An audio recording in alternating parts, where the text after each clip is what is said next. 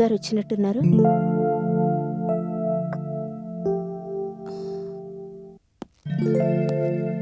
నమస్తే మేడం. నమస్తే, రండి కూర్చోండి. ఎండన పడొచ్చారు, చల్లగా మజ్జిగివనా, మంచినీళ్ళు ఇమ్మంటారా? మంచినీళ్ళు చాలు మేడం. సరే.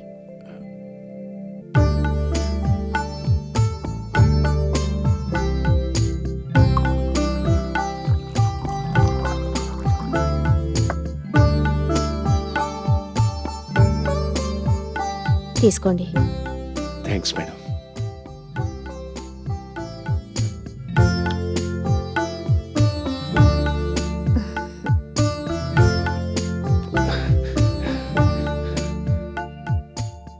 ఇంకొంచెం నీళ్ళు కావాలి మేడం. అదేంటి అంత దాహంగా ఉందా? ఆ, ఆ.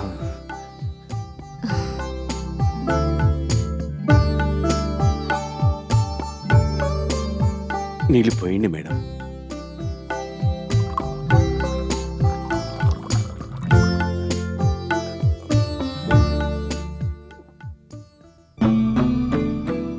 మీరు భోంచేశారా రావు గారు?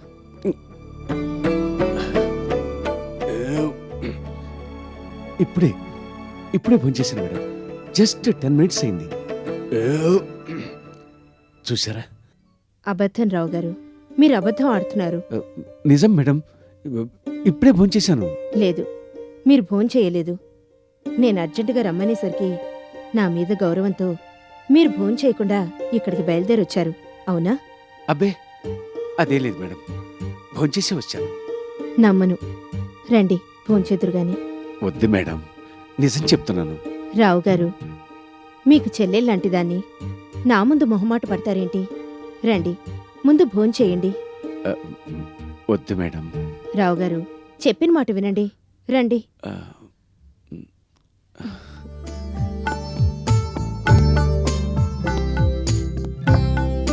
కూర్చోండి. ఆ. మ్.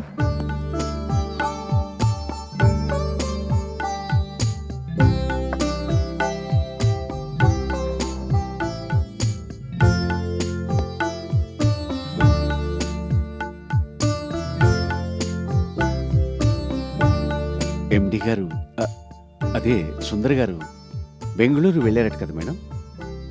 అవును రావు గారు, 2 వీక్స్ అక్కడుండి వస్తానన్నాడు.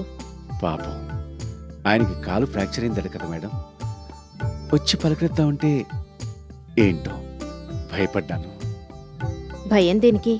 పలకరించాల్సింది. భోంచేయండి.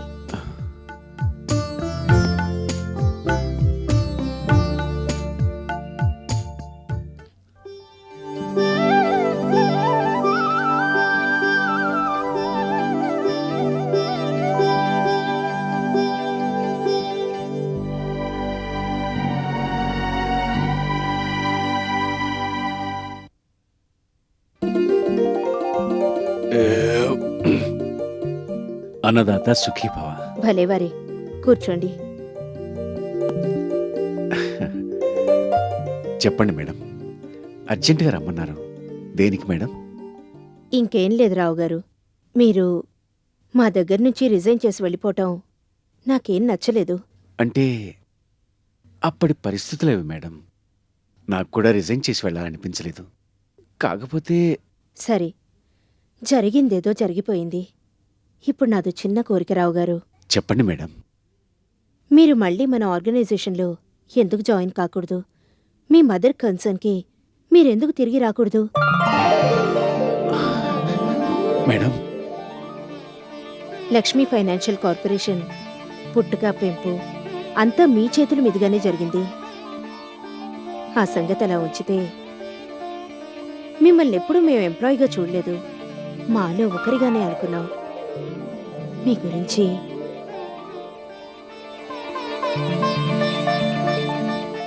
ఆయన కూడా ఎప్పుడూ ఇదే మాట అనేవారు. రావు నాకు పర్సనల్ అసిస్టెంట్ కాదు, మంచి ఫ్రెండ్ కూడా అనేవారు. ఆయన కోసం అన్నా మీరు మళ్ళీ తిరిగి రావాలి. అన్ని వ్యవహారాలు తెలిసిన మీలాంటి పెద్దవాళ్ళు ఆర్గనైజేషన్కి చాలా అవసరం. ఆ అవసరంతో కూడా చెప్తున్నాను, మీరు మళ్ళీ రావాలి. ఈ విషయం మాట్లాడటానికి మిమ్మల్ని రమ్మంది. మీరేమంటారు? ఏమంటారు మేడం, ఆనందంతో ఏం మాట్లాడాలో తెలియటం లేదు. కాకపోతే చిన్న రిక్వెస్ట్ మేడం. చెప్పండి. ఇప్పుడు నేను చేస్తున్న ఈ జాబు లాయర్ కృష్ణారావు గారు నాకు ఇప్పించారు. అక్కడ రిజైన్ చేసి మన దగ్గరికి రావాలంటే ఆయనతో ఒకసారి మాట్లాడాల్సి ఉంటుంది. మీకు తెలియంది కాదు, మ్, అది పద్ధతి కూడా. అందుకని ఆయనతో ఒకసారి మాట్లాడి ఏ విషయం మీకు రేపు చెప్తాను. మన దగ్గర మళ్ళీ జాయిన్ అవటం గ్యారంటీ మేడం. కాకపోతే ఎప్పుడు జాయిన్ అవుతాననేది వెంటనే చెప్పలేను. దయచేసి అర్థం చేసుకోండి. సరే, అలాగే మాట్లాడండి. నిన్న రాత్రే మీ విషయమై నేను ప్రసాద్ మాట్లాడుకున్నాం. ప్రసాద్ని మీతో మాట్లాడమన్నాను. అయితే తను మాట్లాడటం కన్నా మీతో నేను మాట్లాడటమే బావుంటుందని ప్రసాద్ అన్నాడు. అందుకే ఆఫీసు వ్యవహారాల్లో ఎప్పుడూ కల్పించుకొని నేను ఈరోజు మీతో ఇలా మాట్లాడాను. ఆ, సుందర్ గారికి ఈ సంగతి తెలుసా మేడం? బెంగుళూరుకి ఫోన్ చేసి తను సుందర్తో మాట్లాడతానని ప్రసాద్ చెప్పాడు. ఈ పాటికి మాట్లాడే ఉంటాడు. నాకు తెలిసి సుందర్ కాదనడు. అయినా వాడి ఇష్టాలతో ప్రమేయం లేదు. నేను చెప్తున్నాను, మీరు మళ్ళీ మన దగ్గర జాయిన్ అవుతున్నారు. అదేవన్నా ఉంటే నేను చూసుకుంటాను. Thanks madam. మంచో చెడో మళ్ళీ మనమందరం కలుసుకోవాలన్నదే నా కోరిక. నా కోరిక కాదనకండి. అన్నదాత సుఖీభవ అని ఇప్పుడే ఆశీర్వదించారు. ఆ ఆశీస్సు ఫలించేలా చూడండి. తప్పకుండా మేడం. మీరెప్పుడు జాయిన్ అయ్యేది నాతో చెప్పినా ప్రసాద్తో చెప్పినా ఒకటే. రేపు చెప్పండి. సరే మేడం, వెళ్ళొస్తాను మేడం. మంచిది.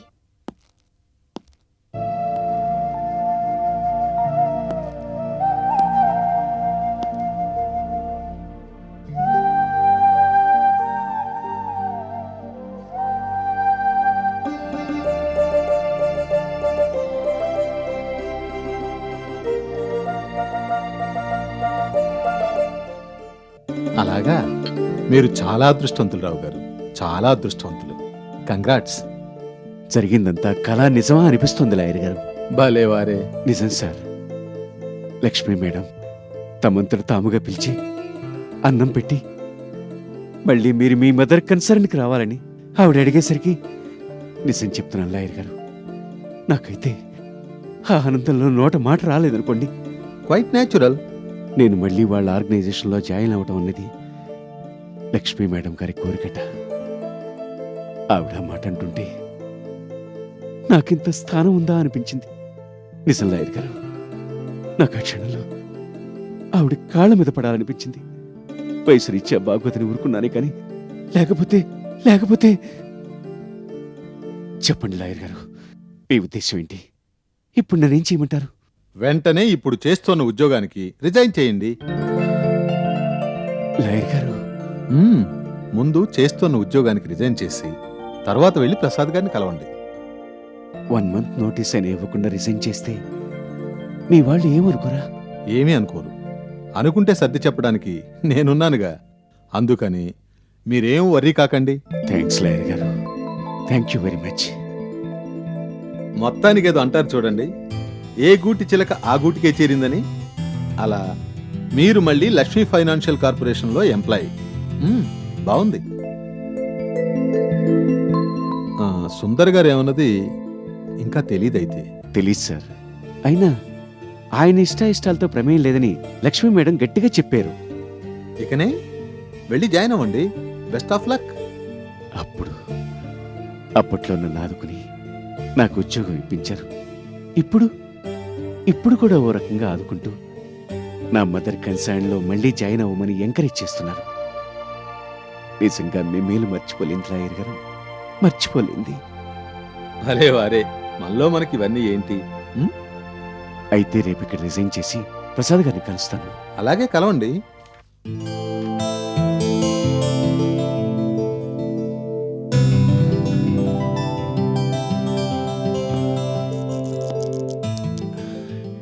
నమస్తే పెదబాబు. వెల్కమ్ రావు గారు, వెల్కమ్. రండి, కూర్చోండి.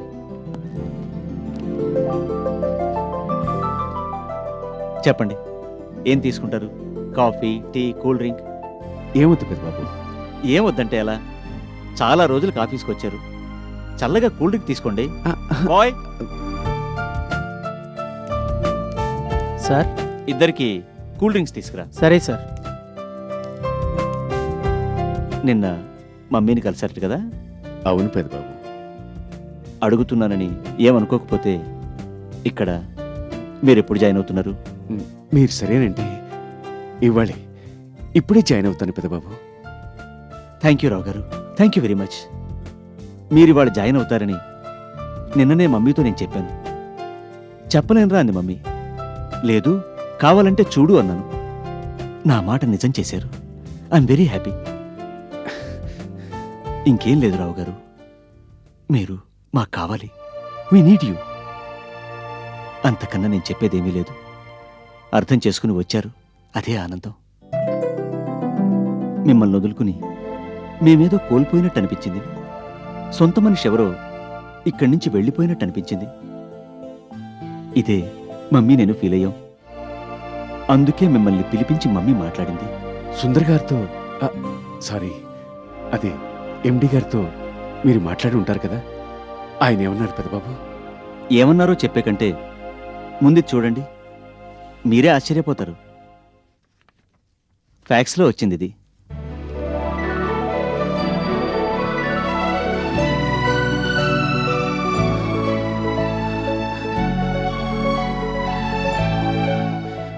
Appointment order. నమ్మలేకపోతున్నాను పెద్దబాబు. That is Sundar. మీ విషయమై ఇలా ఇలా మమ్మీ నేను అనుకున్నామని సుందర్కి ఫోన్ చేసి నేను చెప్పానో లేదో చెప్పిన 10 మినిట్స్కే ఇదొచ్చింది. పర్సనల్ ఆఫీసర్తో ఎండీ గారు మాట్లాడటం, మిమ్మల్ని బ్రాంచ్ మేనేజర్గా ఆయన అపాయింట్ చేయటం, శాలరీ ఫిక్స్ చేయటం, అంతా అంతా వితిన్ మినిట్స్లో జరిగింది. అయితే ఎండి గారికి నా మీద ఎలాంటి కోపం లేదన్నమాట. లేదన్న దానికి ఇదే నిదర్శనం.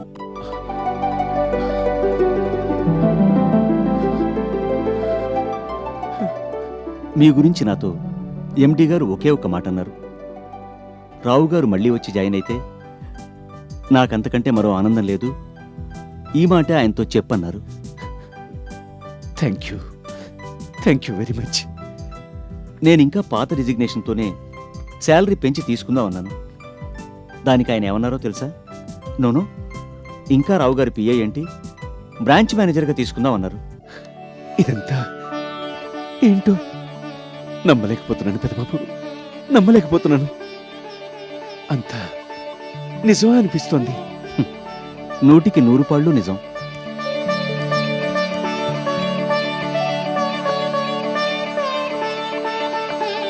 తీసుకోండి. థ్యాంక్ యూ పెద్దబాబు.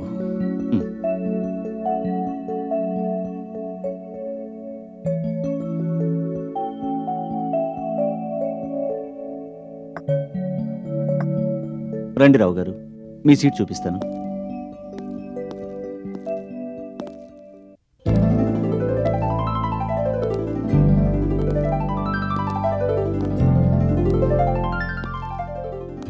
కూర్చోండి, ఇదే మీ సీటు.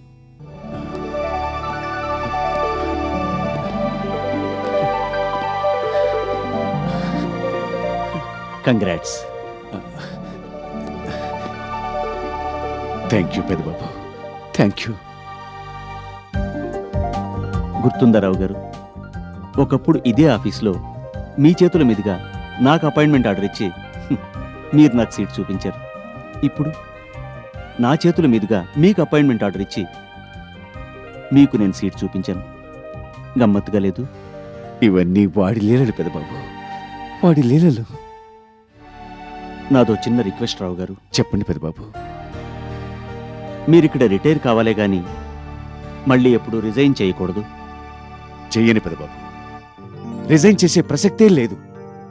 నా ఆఖరి శ్వాస వరకు నేను ఈ ఆర్గనైజేషన్ కోసం ప్రతి క్షణం పాటుపడతాను. అలా అని నేను మీకు మాట ఇస్తున్నాను.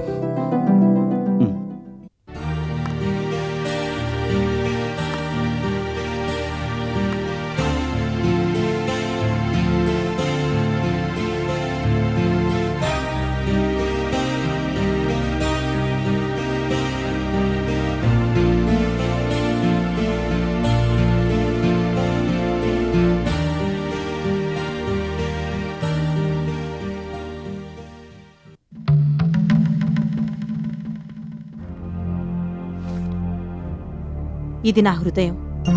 ఇందులోకి తొంగి చూడాలని దయచేసి ఎవరూ ప్రయత్నించవద్దు. కీర్తన.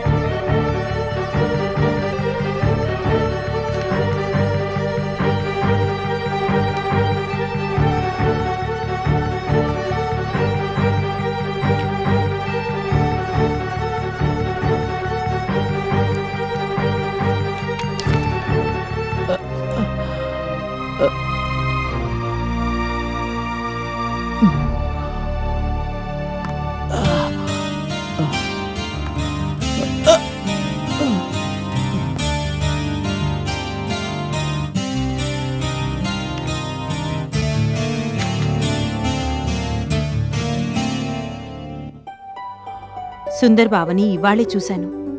చాలా బాగున్నాడు. చందమామలా అందంగా ఉన్నాడు. పెళ్లి చేసుకుంటే సుందర్ బావనే పెళ్లి చేసుకుంటానన్నాను. అంతే, గొడవలు స్టార్ట్ అయ్యాయి.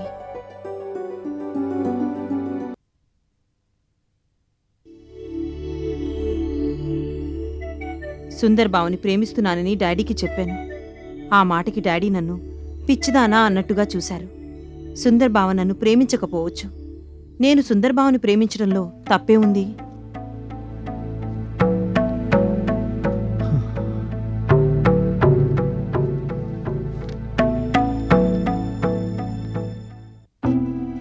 సుందర్ బావ నన్ను పెళ్లి చేసుకుంటాట. ఈ సంగతి డాడీకి ఫోన్లో అత్తయ్య చెప్పిందట. డాడీ నాకు చెప్పారు. ఎంత ఆనందంగా ఉందో, ఎగిరి గంతేయాలనిపిస్తోంది.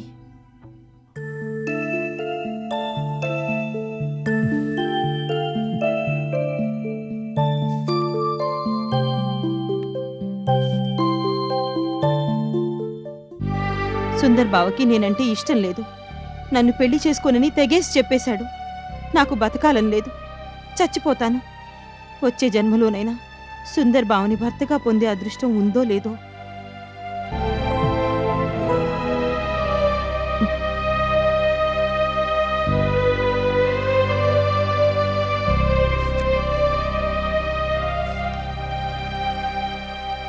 సుందర్ బావుకి కాలు ఫ్రాక్చర్ అయిందని తెలిసింది. ఆ మాటకి నా కాలు విరిగినట్టుగా విలవిల్లాడిపోయాను. సుందర్ బావుకి ఏం కాకూడదు. దేవుడా, సుందర్ బావును రక్షించు.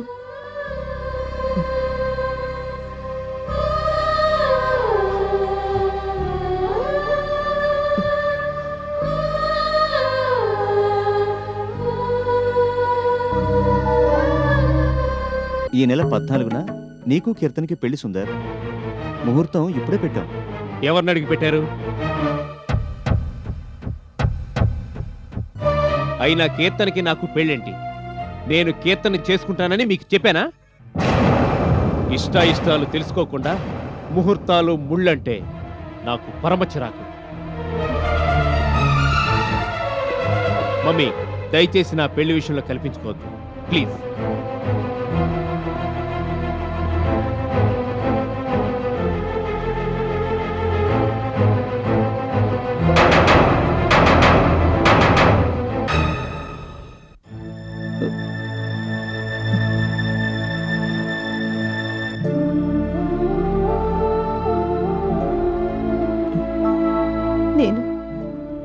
నేనంటే నీకెందుకు ఇష్టం లేదు బావా? నేను అందంగా లేనా? చదువు లేదా? నువ్వంటే ప్రేమ లేదా? ఏం లేదని నన్ను కాదంటున్నావు. అది అది అదేం లేదు కీర్తన. అసలు ఏం జరిగిందంటే, నన్ను మాట్లాడి బావా. లేకపోతే అప్పుడు నేను పెద్ద బావని కాదన్నందుకు ఇప్పుడు నువ్వు నా మీద కక్ష సాధిస్తున్నావా? ఊరుకో ఊరుకో ఏడకు. ఏడుపు కాక పెద్ద బావ నా మనసుకి నచ్చలేదు, నువ్వు నచ్చావు. నచ్చడం నచ్చకపోవడం కాదు బావ, నువ్వంటే నాకు ప్రాణం. నేను ప్రేమించాను, దాంతోనే అప్పుడల్లా ప్రవర్తించాను. దానికిప్పుడు ఇంతలా నన్ను బాధ పెట్టాలా చెప్పు? ఏం లేదు కీర్తన, అసలు ఏం జరిగిందంటే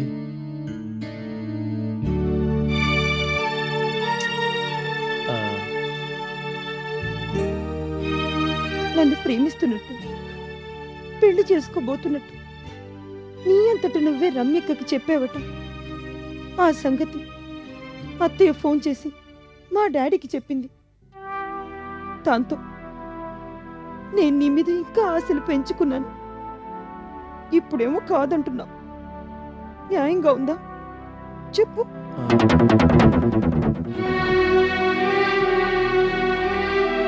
ఇష్టం లేనప్పుడు నన్ను ఇక్కడికి రప్పించడం దేనికి? నాతో నువ్వు చనువుగా ఉండడం దేనికి? అంతా చిన్న కోడలు అంటూ అనుకోవడం దేనికి? ఇదంతా ఎందుకు చెప్పు? డాడీకి ఈ సంగతి తెలిస్తే తట్టుకోలేరు బావా, తట్టుకోలేరు. నా సంగతి వదిలే, డాడీకి ఏమైనా అయితే నాకెవరు దిక్కు చెప్పు? ఇలా అంటున్నానని ఇంకోలా అనుకోకు. మనుషులతో ఆడుకోకు బావా, ఆడుకోకు. నువ్వు కాదన్నప్పుడు నాకు ఇంకా బతకాలని కూడా లేదు బావా, బతకాలని లేదు.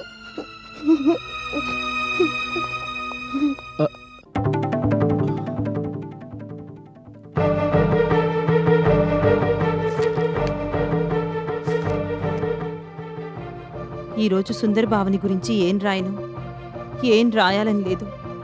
ఏం రాయాలన్నా బాధగా ఉంది. అందుకని రామకోటిలా సుందరకోటి రాస్తాను.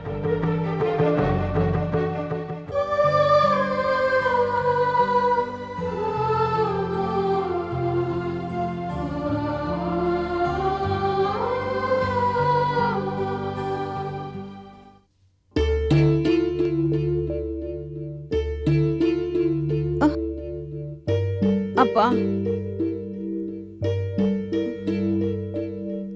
అబ్బా, చెప్తే వింటావా? నీ ఇష్టం నీదే. ఇప్పుడు చూడు ఎంతగా బాధపడుతున్నావు. ఇది బాధ కాదు డాడీ, నొప్పి. సర్లే, అవ్వ పేరే ముసలమ్మని. అయినా గుళ్ళో ఆ పొర్లు దండాలు అవి ఏంటి చెప్పు? ఎండలో మంటపంలో నువ్వలా దండాలు పెడుతుంటే చూస్తున్నా నేనే తట్టుకోలేకపోయాను. నువ్వెలా తట్టుకున్నావో ఏమో ఆ దేవుడికే తెలియాలి.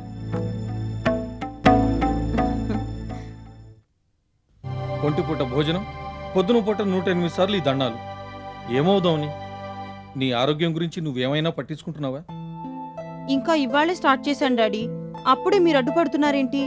అడ్డుపడ్డం కాదమ్మా, నీ గురించి కూడా నువ్వు కాస్త ఆలోచించుకోవాలని చెప్తున్నాను. బావ కాలు బాగుపడాలంటే నువ్వు కడుపు మార్చుకొని ఒళ్ళు కాల్చుకుంటే జరిగే పని కాదది. దాని టైం అది తీసుకుంటుంది. అయినా అదేం నయం కాని ఫ్రాక్చర్ ఏమీ కాదు. అది చాలా సింపుల్, అర్థం చేసుకోవి.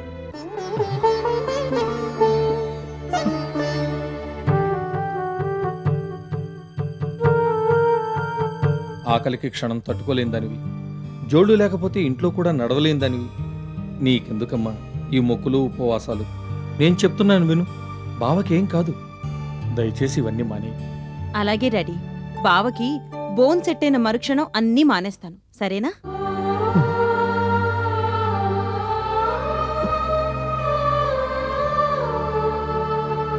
ఎంత చెప్పినా నీ మాట నీదే గాని నా మాట నువ్వు వినవు. సరే, నీ ఇష్టమే కాని. మా మంచి డాడీ. సర్లే, వీటికేం తక్కువ లేదు. అది కాదు డాడీ, చిన్నబావంటే నాకు చెప్పలేనంత ఇష్టం. ఇష్టమైన వాళ్ళ కోసం ఈ మాత్రం కష్టపడటం తప్పులేదు. నన్ను అర్థం చేసుకోండి డాడీ.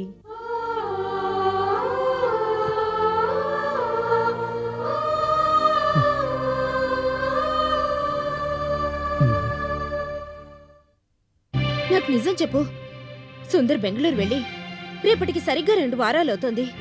రేపు వస్తున్నాడా లేదా కనుక్కోమంటే ఎందుకు కంగారు అంటావేంటి?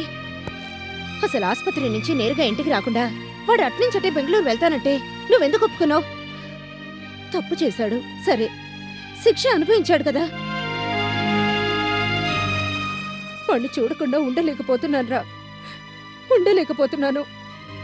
అప్పుడు అంతే, వాడు ఆసుపత్రిలో ఉన్నప్పుడు కూడా నన్ను అక్కడికి రావద్దన్నావు. అప్పుడు కోపంలో నాకు కూడా వాణ్ణి చూడాలనిపించలేదు. నువ్వు రావద్దంటే సరే అన్నాను. కానీ ఇప్పుడు వాణ్ణి నాకు చూడాలనిపిస్తోంది. పాపం ఎలా ఉన్నాడో ఏవో. కనీసం ఫోన్ చేసి మాట్లాడతావన్నా నా చేతులు కట్టేశావు. తమ్ముడి మీద గుండెల్లో ఇంత ప్రేమన్న దానివి ఆ రోజు ఎందుకు మమ్మీ అంతలా విరుచుకుపడ్డావు? ఏ తల్లి అనకూడని మాటలు ఎన్నెన్ని మాటలన్నావో తెలుసా? వాడి మనసు ముక్కలైపోయింది. బిడ్డ తప్పు చేస్తే తల్లిని ఆ మాత్రం అనే హక్కు నాకు లేదా? తల్లి కేకలేస్తే చాటుగా దాక్కునే ఆ మాత్రం హక్కు బిడ్డకుండదా మమ్మీ? దాక్కోడువేంటి? ఇంకేం లేదు మమ్మీ. నీ చేత అనరాని మాటలు అనిపించుకుని తరువాత నీ కళ్ళలోకి సూటిగా చూడాలంటేనే తనకి సిగ్గుగా భయంగా ఉందన్నాడు సుందర్. అందుకే నిన్ను ఆస్పత్రికి రానివద్దన్నాడు. నాకీ సాయం చేసి పెట్టమంటూ నన్ను బతిమలాడాడు. రమ్య విషయంలో కూడా అదే చెప్పాడు. కాని రమ్య వినలేదు. కొన్ని సమయాల్లో మనుషులకి ఏకాంతం చాలా అవసరం మమ్మీ, చాలా అవసరం. ఆ ఏకాంతం కోసమే తను బెంగళూరు వెళ్తానంటే నేను కాదనలేకపోయాను. కంగారెందుకు? బెంగళూరులో సుందర్ బాగానే ఉన్నాడు. ఎప్పటికప్పుడు ఫోన్ చేస్తూ మురళీ మావయ్య నాకు అన్ని విషయాలు చెబుతూనే ఉన్నాడు. సరే, ఇప్పుడు అసలు విషయం చెప్తున్నాను. రేపు సుందర్ బయలుదేరొస్తున్నాడు. అయితే నేరుగా ఇంటికి రావట్లేదు. ఎయిర్పోర్ట్ నుంచి అట్నుంచటే ఆసుపత్రికి వెళ్ళి చెకప్ చేయించుకుని తర్వాత ఇక్కడికి వస్తట. తనతో పాటు కీర్తన్ని కూడా తీసుకొస్తున్నాడు. చాలా. మరి మాట ఇందాక ఎందుకు చెప్పలేదు? ఏది? నువ్వు నన్ను చెప్పనిస్తేనా? నిలబెట్టి నిప్పులు చెరిగేస్తుంటే నేనేం చెప్పేది? సర్లే, వస్తున్నారుగా, రాని.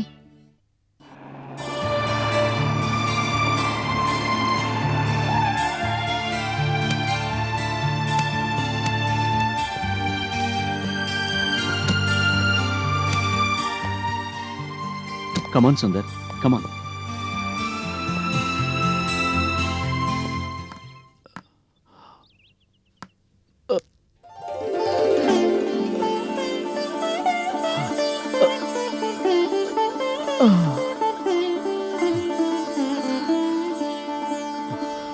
సుందర్,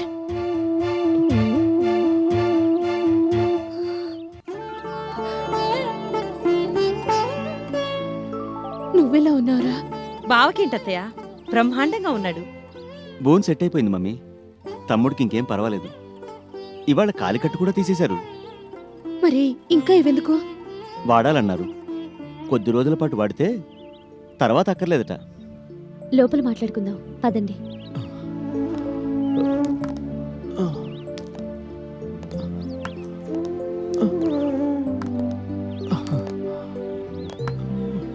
ఇదిగో మేడం, కారు డిక్కీలో సూట్ కేసులున్నాయి, తెచ్చి లోపల పెట్టు. సరే మేడం. నోనో, షూరిటీస్ లేకుండా చెక్ ఇచ్చే ప్రసక్తే లేదు. ఈ సంగతి ప్రొడ్యూసర్ రాజు గారికి గట్టిగా చెప్పండి. నేను చెప్పాను సార్, అయినా ఆయన వింటలేదు. పైగా రేపటి నుంచే షూటింగ్ అంటూ బ్యారర్ చెక్ కావాలంటూ నన్ను తినేస్తున్నారు. వాట్? అవును సార్. అంతేకాదు సార్, మీ ఎండి గారు నాకు బాగా తెలుసయ్యా. మధ్యలో మీనాస్ ఏంటంటూ ఫోన్లో దులిపేస్తున్నారు. అయితే ఓ పని చేయండి. చెప్పండి సార్. ఈసారి రాజుగారు మీకు ఫోన్ చేస్తే ఈ విషయంలో మీకే సంబంధం లేదని చెప్పి ఆయన నేరుగా నాతో మాట్లాడమని చెప్పండి. నేను చూసుకుంటాను. సరే సార్. ఓకే.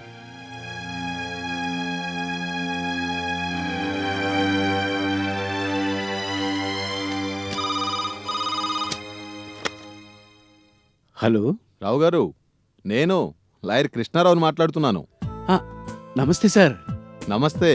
ఏంటి, బాగా బిజీనా? అదేం లేదు సార్, చెప్పండి. మీకు తెలుసా, మీ ఎండి గారు ఊళ్ళోకి వచ్చారు. తెలుసు సార్. ఆయన వచ్చినట్టుగా ఇందాకే ప్రసాద్ గారు చెప్పారు. ఆయన వస్తున్నట్టుగా నిన్ననే నాకు తెలుసు.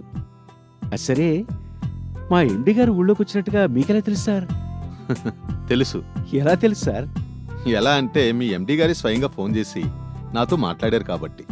అలాగా? ఏం చెప్పారాయన? ఆయన ఏం చెప్పింది మీకు తర్వాత తెలుస్తుంది కానీ ముందు మీరు ఓ పని చేయండి. చెప్పండి సార్. వెళ్ళి మీ ఎండి గారిని ఒకసారి కలిసిరండి. వాళ్ళింటికి వెళ్ళా? మ్మ్. ఏ వాళ్ళింటికెళ్ళి ఎండి గారిని కలవటం మీకేమైనా ఇబ్బందా? ఇబ్బంది ఏం లేదు సార్. కాకపోతే ఏంటో భయంగా ఉంది. భయం ఎందుకు? భయమే లేదు. కలిసిరండి. అసలు సంగతి చెప్తున్నాను. మీ ఎండి గారిలో మీరు కొత్త మనిషిని చూడబోతున్నారు. చూసిరండి. అలాగా? అయితే లంచ్ టైంలో వెళ్ళి కలిసి వస్తాను సార్. కలిసిరండి. కలిసి వచ్చిన తర్వాత నాకోసారి ఫోన్ చేయండి. ఉంటాను. సరే సార్.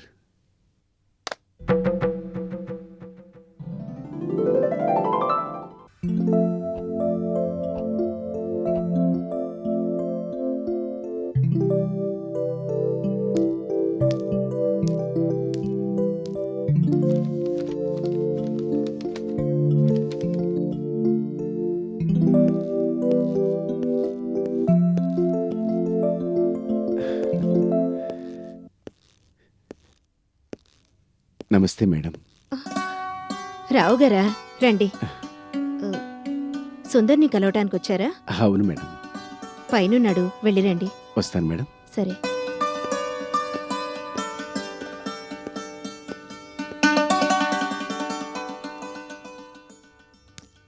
ప్లీజ్ బావా, ఈ ఒక్క స్పూనే. వద్దు కీర్తన, చాలు.